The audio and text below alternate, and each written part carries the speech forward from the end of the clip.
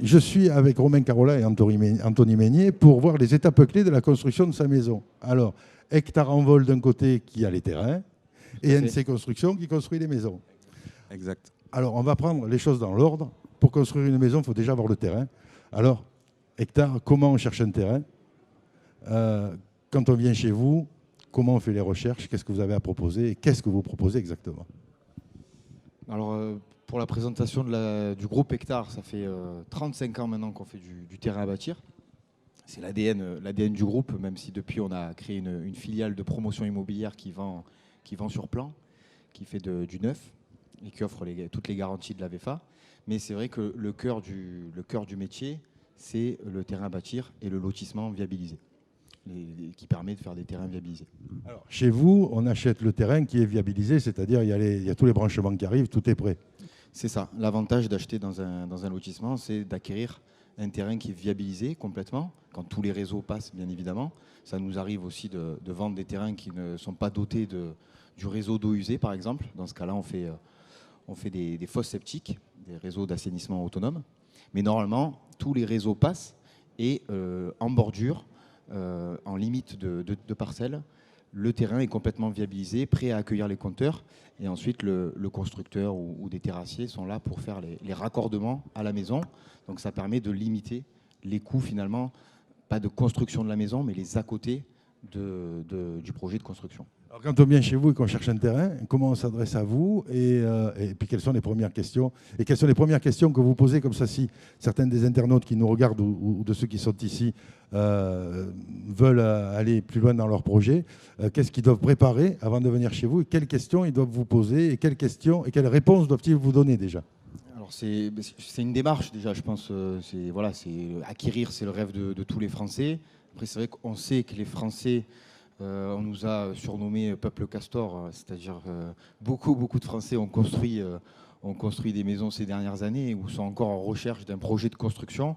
Je pense que le projet ultime, c'est d'acquérir sa parcelle de terre, construire une maison qui a son goût et avoir sa piscine pour faire barboter les enfants. Donc c'est le projet ultime. En tout cas, moi, j'en suis convaincu. C'est mon 3e projet de construction déjà. Donc c'est vrai que il faut avoir cette démarche quand même. Il faut avoir cette envie de passer le cap et se poser la question, se dire est-ce que je ne suis pas fait finalement pour acheter une maison toute faite, acquérir en 3 mois au lieu d'acquérir en 6 mois, 12 mois et d'avoir la maison peut-être 18 mois après l'engagement de réservation du terrain. Il faut aussi se dire que finalement, c'est une étape psychologique aussi. Il y a beaucoup d'avantages à acheter dans un terrain à bâtir et faire construire sa maison. Vous avez un avantage économique parce que parfois, au niveau du volet thermique, vous allez peut-être construire quelque chose qui va être plus économique que de l'ancien à rénover. Et finalement, c'est là où on peut se dire qu'au niveau économique, il y a un intérêt. Mais après, il y a aussi beaucoup, pas d'inconvénients, mais il y a aussi pas mal d'aspects qu'il faut avoir en tête. Donc, c'est vrai qu'il faut peser le pour et le contre et être prêt psychologiquement à accepter une certaine forme de délai d'attente. Il faut être aussi préparé et accompagné par un lotisseur, par un professionnel. Et il faut aussi intégrer qu'il y a des frais, des à côté finalement qu'on n'a pas dans l'achat d'une résidence ancienne ou qu'on n'a pas forcément dans la VFA aussi, dans la vente de neuf, quoi. Alors, quels sont les écueils à éviter? Et au niveau de la superficie du terrain, par exemple, on a tous l'idée de sa maison, mais on n'est pas beaucoup à avoir le compas dans l'œil et à dire le terrain qu'il me faut, c'est 100 mètres, 200 mètres, 300 mètres, 500 mètres, 600 mètres carrés, peu importe. Comment on évalue la superficie du terrain dont on a besoin réellement une fois qu'on sait qu'on va avoir sa maison qui va occuper un moment et qu'il va falloir qu'on fasse le tour, qu'on ait la place d'y mettre la piscine, qu'on ait la place d'y garer une voiture, qu'on ait la place... Quel conseil donneriez-vous à quelqu'un en disant, voilà, votre maison, si vous l'imaginez comme ça, le terrain qu'il vous faut, c'est X mètres carrés? Oui, après, moi, ce que je conseille souvent aux clients qui sont au début de la démarche, je conseille souvent d'aller voir des constructeurs, de faire ce qu'on appelle un avant-projet sommaire, même s'il n'y a pas de terrain, de construire finalement la maison de leur rêve, de voir si c'est plutôt un projet de plein pied, un projet à étage, la superficie de la maison, et de là, en fait, va découler la recherche foncière finalement.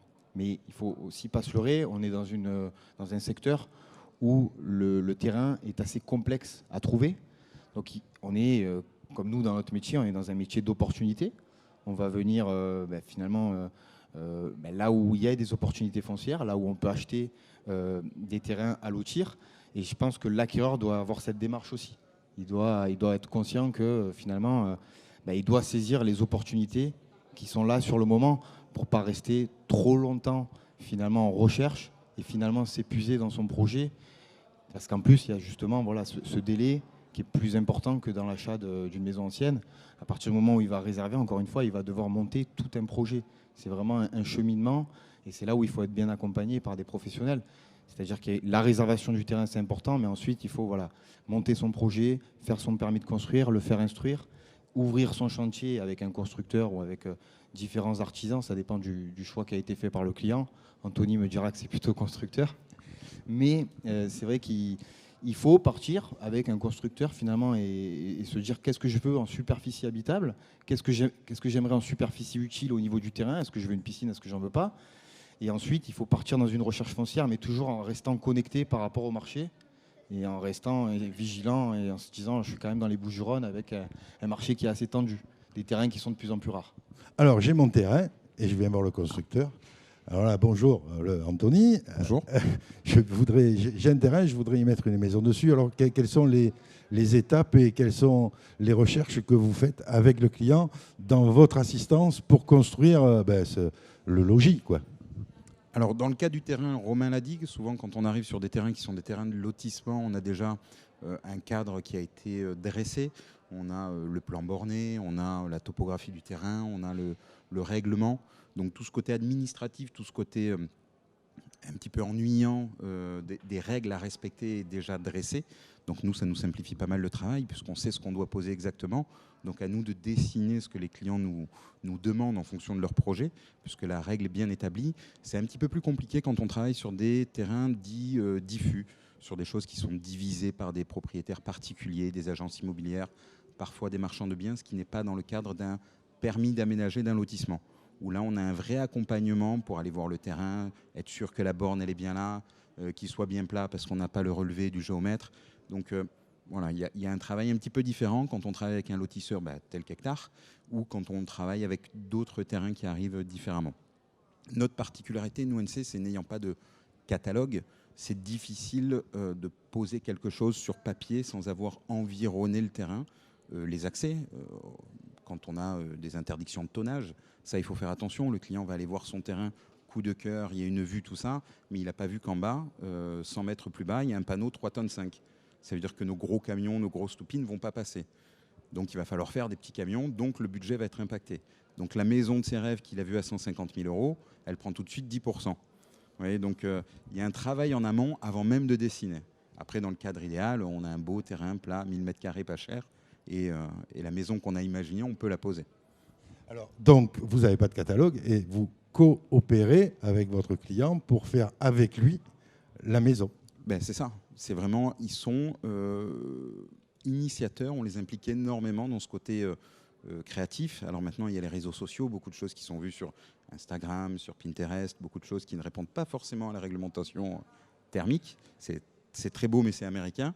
Mais donc il faut, sans être frustrant, il faut pouvoir leur expliquer que nous, on va plutôt faire comme ça parce qu'on a une règle thermique. Je leur conseille de faire comme ça parce que ça leur coûtera beaucoup moins cher. Donc il faut encadrer aussi ça sans jamais être dans la frustration. Et le fait de partir d'une feuille blanche et de dessiner avec eux et de les orienter en fonction de ce que l'on va découvrir, alors oui, ça les implique beaucoup plus, mais c'est un projet d'une vie, quoi. C'est pas... Ou sinon, on achète dans l'ancien, comme le disait Romain.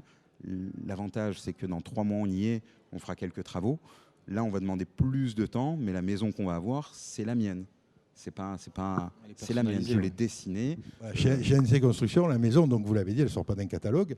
Donc elle est élaborée avec le client, c'est-à-dire qu'il vous dit je veux plutôt ce style de maison, et vous savez dessiner, vous savez concevoir. Oui, on a un bureau d'études avec un architecte qui est très open. On a tous une petite formation sur le dessin déjà à la base, avec un côté un peu économiste de la construction. Après, on n'a pas la prétention de réinventer l'architecture, hein. C'est pas notre métier.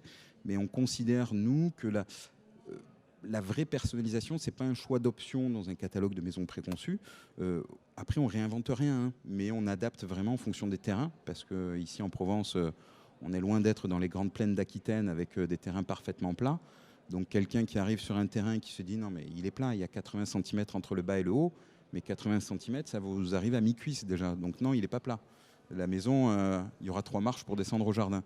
Donc voilà, il faut toujours adapter ça et projeter le projet avec le client sur son terrain.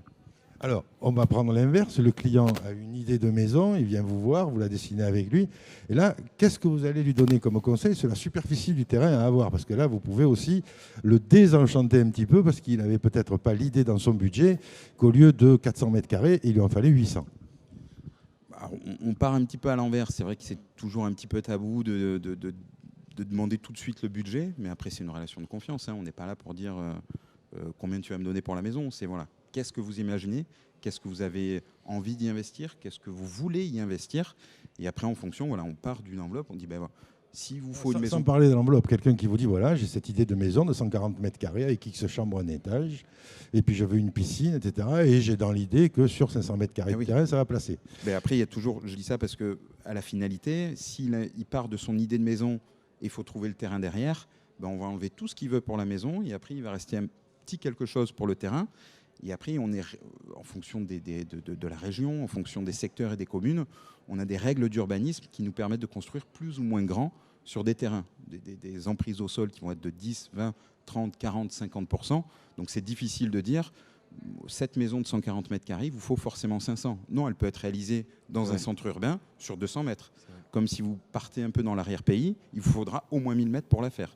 Parce que cette emprise au sol va vous définir combien vous allez pouvoir faire en fonction de la surface du terrain. Alors ça, c'est une chose à ne pas négliger, à ne pas oublier. Quand on construit sa maison, on se renseigne sur la commune où on veut investir. On va avoir un lotisseur qui, lui, sait et connaît toutes ces règles-là. Le bon sens, c'est le terrain et la maison et pas l'inverse, finalement. On est d'accord là-dessus. Ouais, c'est plutôt le bon chemin. Je ramène, vous allez dire, il parle que d'argent. Bah, je suis commercial, hein, les gars. Et puis arriver au bout, de toute façon, il faut la payer la maison. Oui, mais on part part de la guerre, d'un budget, d'un secteur, et après on essaye dans la balance d'équilibrer entre maison et terrain.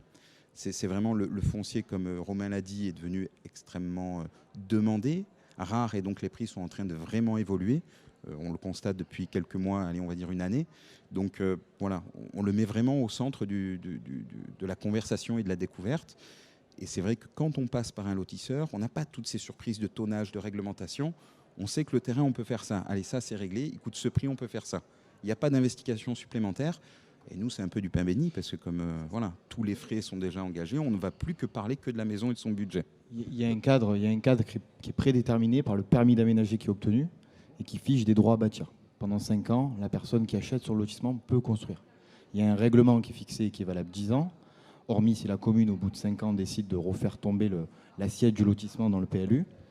Mais c'est vrai qu'il y a un cadre et c'est finalement un moule dans lequel va rentrer le constructeur qui est intéressant et qui en fait permet, à la différence de la déclaration préalable ou du détachement de parcelle, qui permet déjà de projeter le client sur quelque chose qui est sûr, qui est certain. Voilà. Le client peut venir aussi avec un terrain chez un constructeur dans un autre cadre, avec un détachement de parcelle de par un propriétaire, un agent immobilier. Mais cette démarche, elle est beaucoup moins certaine parce qu'elle n'est pas acceptée d'ores et déjà. Parfois, moi, j'ai des personnes qui me contactent et qui me disent « je suis en train d'acheter un terrain ». Et je leur dis « oui, la déclaration préalable a bien été acceptée, elle est bien purgée ». Mais non, en fait, ils achètent un terrain. En fait, on leur a présenté un découpage, mais il n'y a pas réellement de découpage au plan juridique. Voilà. Ils ne le savent pas, mais finalement, on leur propose un terrain. Ils vont devoir s'engager sous la condition suspensive que cette déclaration préalable de division foncière soit effective et purgée de tout recours. Là, c'est un réel risque. C'est un réel risque. Et c'est vrai que dans les lotissements, vous n'avez pas ce risque-là, puisque nous, en l'occurrence, Hectare, on ne vend que, en tout cas dans notre région, on ne vend que des opérations qui sont purgées de tout recours. C'est-à-dire il n'y a plus aucun risque, plus aucun voisin ne peut venir s'opposer au projet, et le préfet ne peut pas retirer le projet, par exemple, pour illégalité. Donc la personne qui signe un contrat de réservation chez nous est sûre et certaine que son projet va aboutir, et elle est aussi sûre et certaine que son permis de construire sera accepté à partir du moment qu'elle respecte le règlement et les différentes pièces du permis d'aménager. Alors, on a vu, la demande est telle que c'est très tendu. C'est combien aujourd'hui le mètre carré en fonction des endroits dans les Bouches? On va rester dans les Bouches-du-Rhône. Hein. Dans le terrain, selon qu'on est à Mérargues ou selon qu'on est, à Carnoux. On ne peut pas vraiment raisonner. C'est normal d'avoir cette réflexion-là de prix au mètre carré, puisque c'est la référence dans l'immobilier, en tout cas dans l'ancien, aussi dans le neuf. Quand on sort un projet neuf avec Diane, on raisonne souvent au prix au mètre carré. Mais en l'occurrence, dans le terrain à bâtir, on ne peut pas fonctionner comme ça, puisque, Anthony l'a dit, un terrain, c'est fait de particularités, de spécificités. On vend en ce moment des terrains de 300 mètres carrés à plus de 210 000 euros. Mais on vend aussi d'autres terrains qui font 300 mètres carrés dans un autre secteur, une autre commune, à 150 000 euros. Il y a des spécificités, il y a des servitudes qui peuvent venir impacter un terrain. Il y a énormément de choses. Il y a la topographie, Anthony en a parlé. Et on ne peut pas raisonner, avoir cette référence de prix au mètre carré et prendre une superficie, multiplier et arriver à un prix. Ce n'est pas possible. Le prix, il se fait finalement à la bête, comme on dit. Mais voilà, en ce moment, par exemple, nous, on vend des terrains sur la commune d'Alins, tout près de Salon de Provence. On est entre 150 000 euros et 185 000 euros pour des terrains de 300 à 500 mètres carrés. Voilà. Mais on vend aussi des terrains à 20 tabrins sur lesquels on a une très belle emprise au sol, ce qui est important pour le projet des clients. Un terrain de plus de 1000 mètres carrés va être pratiquement à 350 360 000 euros. C'est très difficile de raisonner au mètre carré, prix au mètre carré. Alors, les bonnes opportunités dans les Bouches-du-Rhône aujourd'hui, géographiquement. Elles sont chez Hectare. Très bien. Non, je parlais géographiquement. Alors, chez Hectare, évidemment, parce que vous êtes là. Donc, c'est normal qu'on vous a appelé. Mais géographiquement, aujourd'hui, quel est l'endroit qui représente les meilleures opportunités dans le département? Est-ce que c'est plutôt après Aix, plutôt J'ai envie de dire que ça dépend du travail des personnes. Voilà, ça dépend aussi de leur mobilité, de ce qui. Tout à l'heure, on a reçu un client qui est à Montpellier et qui souhaite venir dans la région, mais qui n'a pas forcément de point d'attache. Donc, il peut aller chez nous sur le Verger d'Ely à Alins, comme il peut aller sur le Mélodie au Pen Mirabeau. Il peut vraiment aller de partout ou être mobile. Mais après, vous avez souvent la réalité qui vous rattrape, le monde du travail, les enfants qui vont à l'école, à la crèche. Donc finalement, j'ai plus envie de dire, il faut chercher aussi, pas vraiment chercher, parce qu'encore une fois, c'est que des opportunités, mais vous avez des zones parfois où, par exemple, des taxes de construction vont être limitées. Quand vous achetez, par exemple, on a une opération dans une ZAC, une zone d'aménagement concerté. Il faut savoir que dans ce cadre-là, donc c'est une règle d'urbanisme, hein, c'est vraiment un périmètre figé par des règles d'urbanisme. Dans cette ZAC, vous avez des frais de participation payés par l'aménageur, celui qui va viabiliser les terrains, qui va finalement aménager la zone. Et en fait, le fait d'être dans la ZAC, l'avantage pour le réservataire et celui qui va construire avec le constructeur, ça va être de payer des taxes de construction limitées. Souvent, les clients ne le savent pas, hormis quand ils passent par un bon constructeur. Vous avez des taxes de construction, des taxes pour payer le raccordement à l'égout, qu'on appelle aujourd'hui la PFAC, la participation financière à l'assainissement collectif. Et il y a aussi une taxe d'aménagement qui se paye en 2 fois et qui dépend de la superficie du projet. Quand vous êtes dans le cadre d'une ZAC, vous ne payez pratiquement pas ces taxes. Vous payez très peu. Finalement, pour un projet où vous allez payer habituellement 6 000, 8 000 euros, là, la personne va payer 2 000 euros. Donc c'est intéressant. C'est plus comme ça qu'il faut raisonner. Après, en termes de secteur, c'est encore une fois des opportunités à saisir.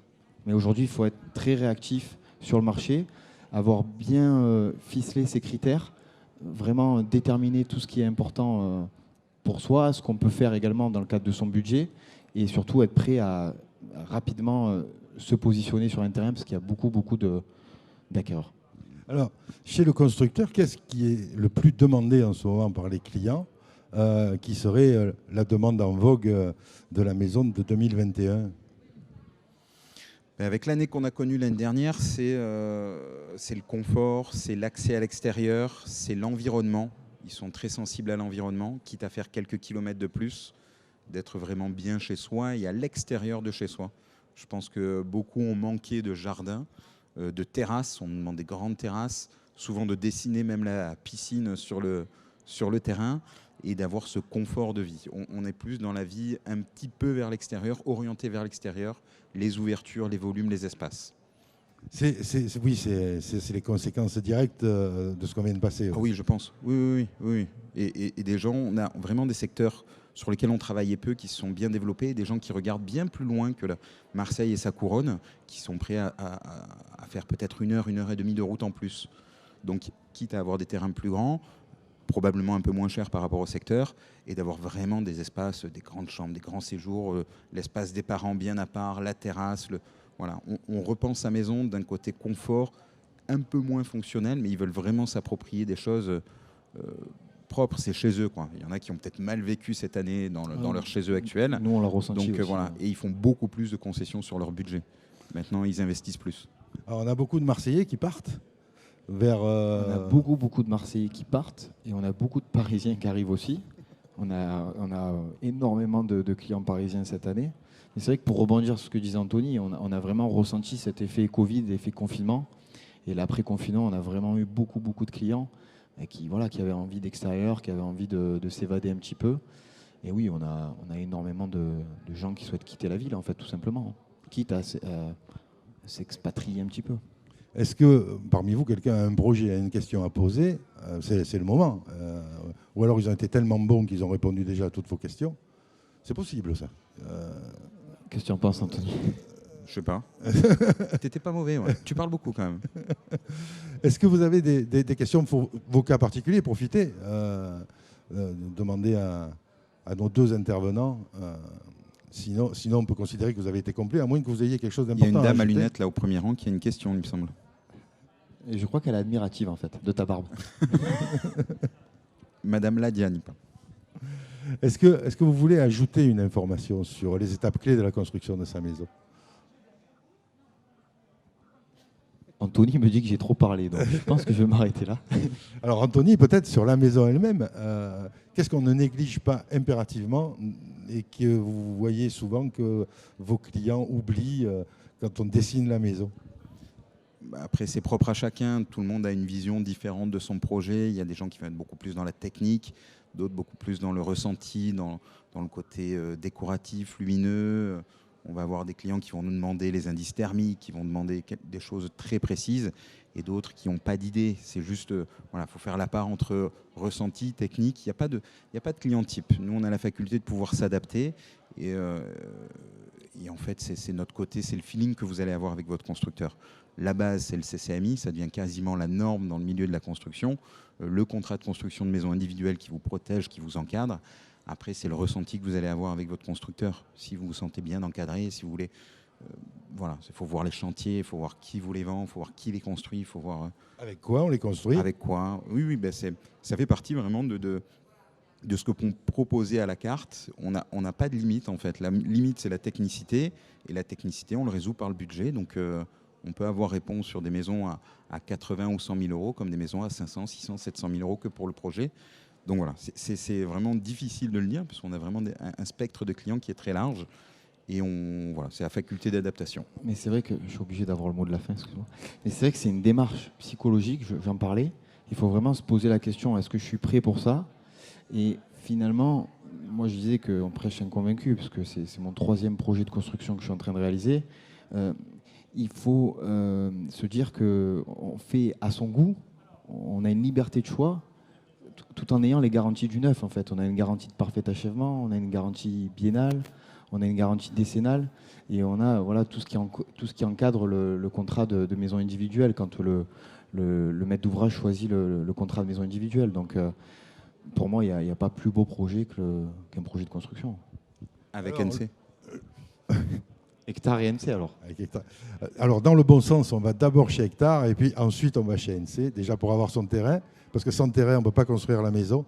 Et puis on va chez NC pour échanger et avoir ce feeling qui va faire qu'on va vous dessiner votre maison et qu'elle ne va pas sortir d'un catalogue. Je crois qu'il y a une question. Une question?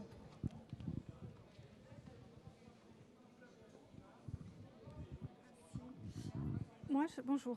Merci. Et moi, je voudrais savoir comment vous prenez en considération les futurs à venir épisodes climatiques extrêmes dans tous les choix que vous avez à faire aux différentes étapes, puisque tel est l'objet de la conférence. Nous, sur notre partie, le terrain à bâtir, l'évolution climatique, elle est prise en compte par les réglementations qui rentrent en vigueur petit à petit. Et nous, par exemple, dans notre cas, on fait du lotissement depuis 35 ans, donc on a vu les règles évoluer et on a vu du coup nos opérations évoluer, nos lotissements évoluer. Nous, on a un gros sujet au niveau des eaux de pluie, les eaux qui tombent, les eaux pluviales. On a un gros sujet. Avant, on faisait beaucoup de rétention enterrée, sous voirie, ce qu'on appelle. Donc le bassin de rétention ne se voyait pas, il était finalement sous la voie. Aujourd'hui, on a la métropole, toutes les instances qui viennent un peu figer les règles, qui nous demandent énormément de bassins aériens. Donc là, on a fait une opération à Saint-Mitre avec un énorme bassin. On a un bassin qui fait une superficie qui est très importante et qui est 3 fois plus profond que ce qu'on voit finalement à l'œil nu.